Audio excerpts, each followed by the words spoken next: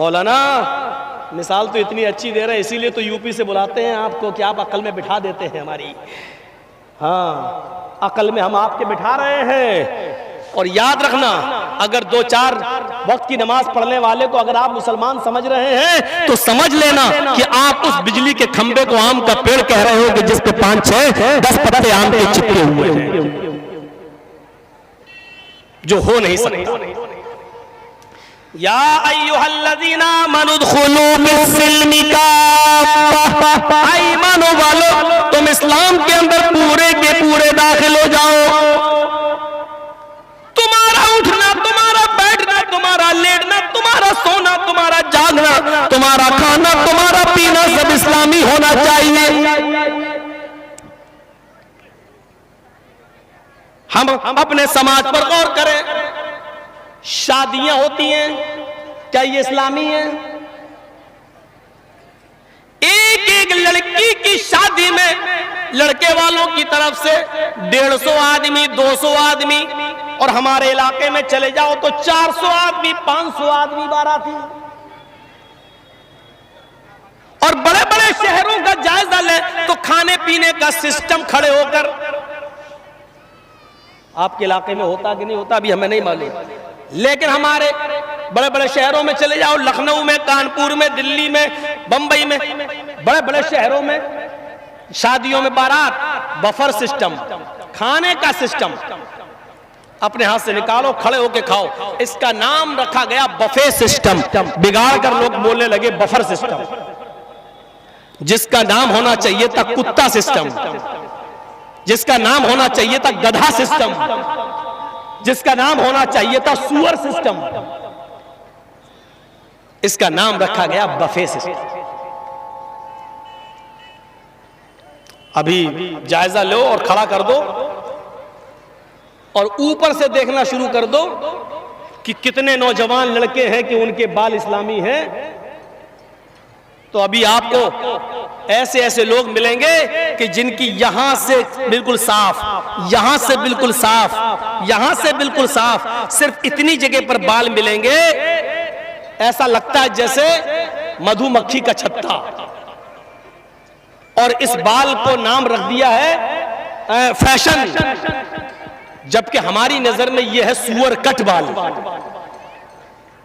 ये बाल इधर से, ये कौन सा बाल है? ऊपर से आप सिस्टम को देखना शुरू करें, नजर डालें और देखें ऊपर से नीचे तक, आप अभी पता चल जाएगा कि कितने लोगों की पूरा का पूरा शरीर इस्लाम की तालीमात से भरा पड़ा। हजरत उमर रात की तारीकी में अंदर बाहर निकलते हैं, देखते हैं कौन भूखा है, कौन सो रहा है। रात के अंधेरे में एक घर से किसी औरत की चीखने की आवाज आती है। वो औरत बुलंद आवाज से चीखते हुए नाम ले रही है कि मेरा शौहर मैदान जंग में कत्ल कर दिया गया है और अभी तक मेरी दूसरी शादी नहीं हुई है, ना मैंने की है। अब तो जवानी मुझे इतनी तंग कर रही है कि आज की रात अगर नजर इब्ने हारिस होता, आज की रात अगर नजर इब्ने हारिस होता तो आज मैं नजर इब्ने हारिस को पकड़कर आज अपने चारपाई पर, अपने बिस्तर पर ले आती और आज चारपाई के पाए टूट जाते, यानी आज मैं उससे हम बिस्तर हो जाती, उससे मिल लेती। हजरत उमर फारूक ने उस औरत के गुनगुनाने की आवाज अपने कानों में सुनी तो आपने मकान नंबर नोट कर लिया और चले गए। सुबह होकर किसी आदमी के जरिए उस औरत को बुलवाया और उस औरत से पूछा, क्या बात है, तुम्हारा हस्बैंड कहाँ है? का मैदान जंग में कत्ल कर दिए गए। तुमने दूसरी शादी क्यों नहीं की? का मुनासिब कोई लड़का नहीं मिला। तो ये बताओ कि तुम रात में ये अशार क्यों पढ़ रही थी?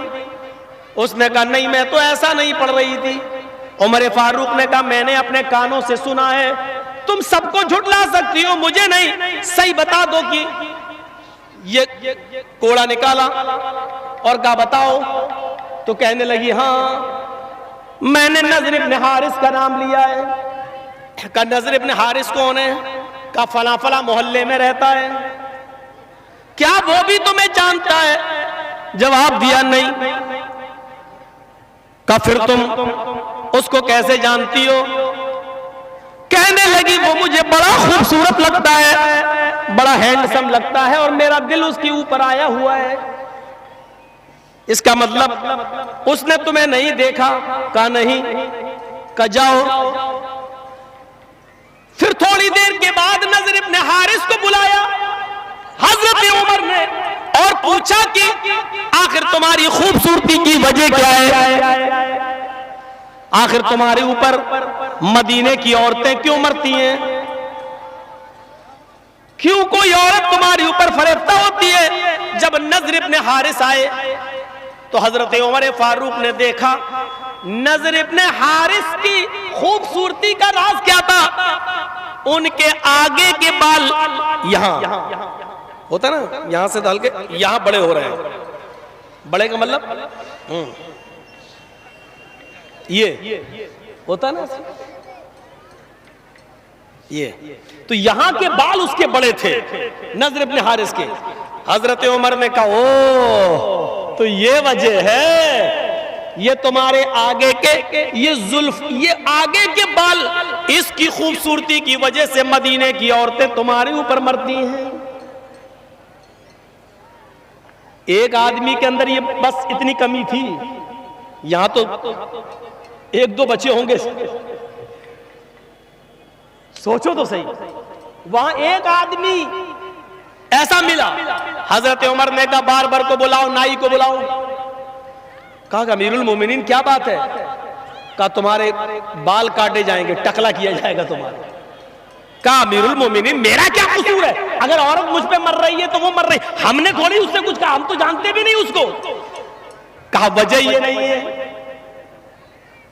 उसकी सजा तुम्हें नहीं दे रहा हूं, सजा इस बात की मिल रही है कि तुम्हारे आगे के ये बाल अगर इतने बड़े हुए ना होते तो वो औरत तुम्हारे ऊपर ना मरती। इस खूबसूरती की वजह से मर रही है।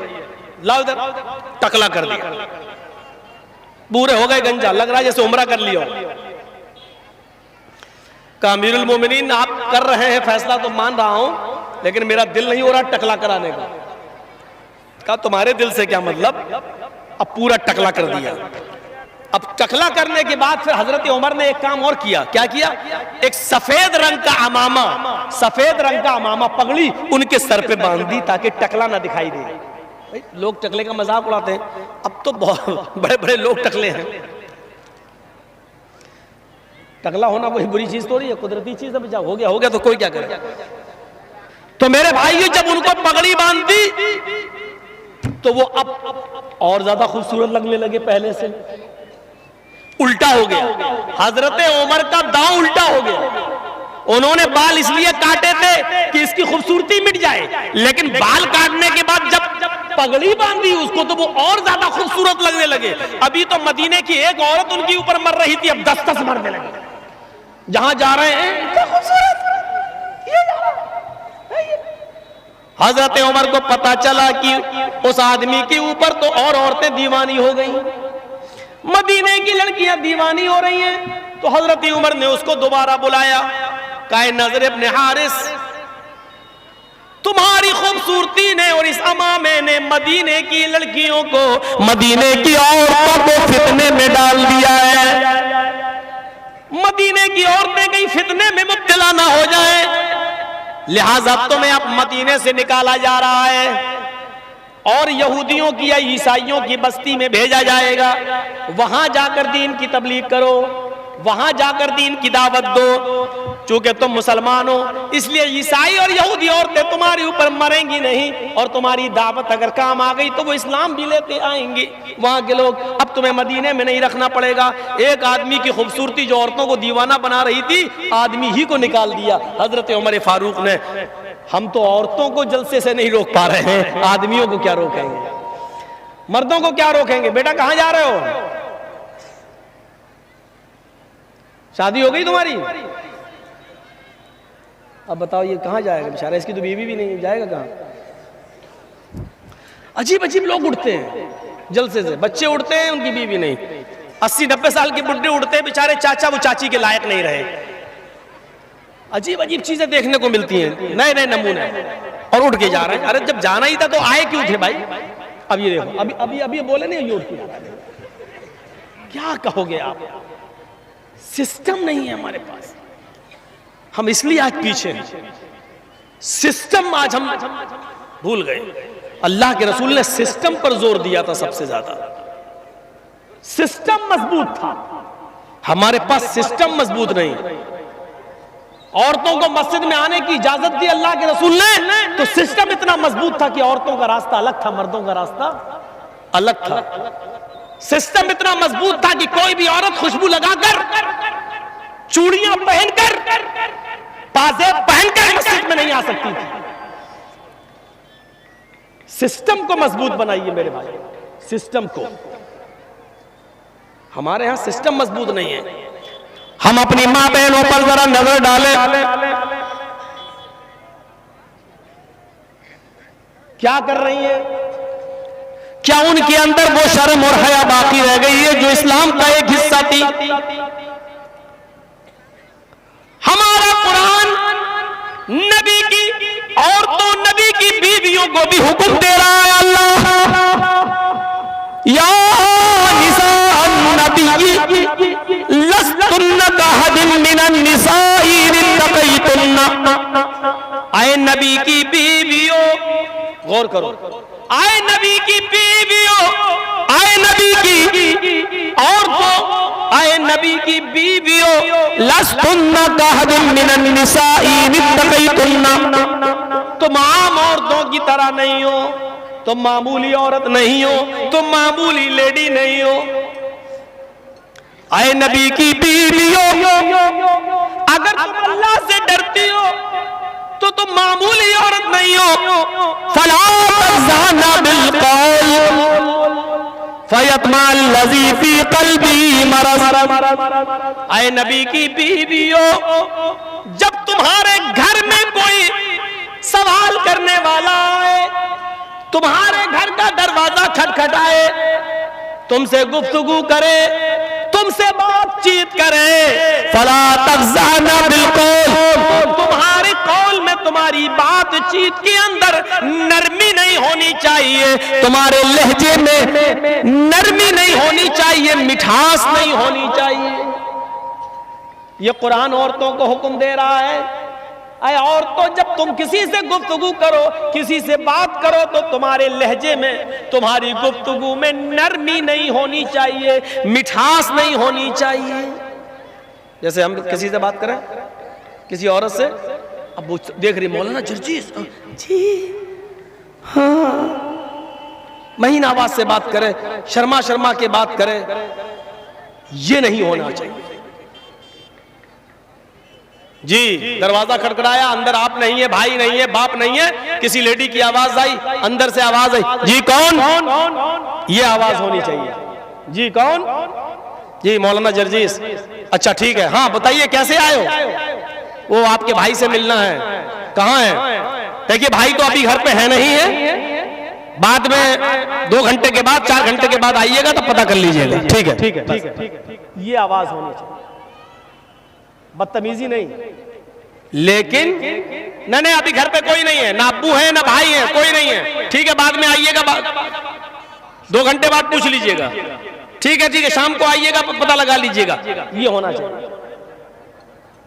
लेकिन होता क्या है, दरवाजा खटखटाया, बैल बजाई, पहले दरवाजा खोला, जी वो आपके भाई कहाँ हैं?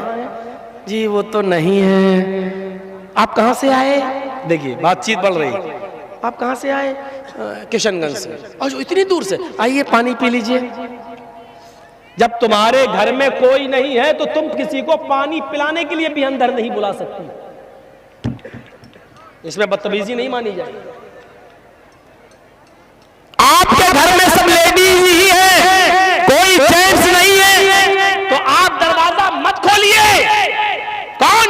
कहां से आए? ठीक है अभी भाई नहीं है, अभी अब्बू नहीं है, ठीक है बाद में आइएगा, शाम को आइएगा, तब मालूम कर लीजिएगा। अब खोल के कहो एक्सक्यूज मी, आइए पानी पी लीजिए। जब इस तरीके से तुम कहकर उसको आज अपने घर में बुला लोगी, आज तो तुम्हारे भाई से मिलने आया, 2 घंटे के बाद तुमसे मिलने आएगा। कुरान इसी को कह रहा है, फला तज़ाना बिल कौल, तुम्हारी कौल में, तुम्हारी बातचीत में नरमी नहीं, मिठास नहीं होनी चाहिए। अगर तुम नरमी से और मीठेपन से बात करोगी, फयतमअल लज़ी फी क़ल्बी मरज़, तो जो बीमार दिल वाला है, जो जिसका दिल कमजोर है, फौरन किसी लड़की की हल्की सी आवाज सुनकर पिघल जाता है, उसकी तरफ झुकने लगता है, इसको अल्लाह के नबी, इसको कुरान ने क्या कहा? मरज। फयतमअल लज़ी फी क़ल्बी मरज, जिसके दिल में बीमारी होगी इश्क की, मोहब्बत की, वो तुम्हारे बारे में तरह तरह के ख्यालात अपने दिमाग में रखने लगेगा। फयतमअल लज़ी फी क़ल्बी मरज, अपने दिल में तुम्हारे बारे में नए नए ख्यालात, नए नए तसव्वुरात अपने दिल में रखने लगेगा। इसलिए मिठास नहीं होनी चाहिए तुम्हारी आवाज में।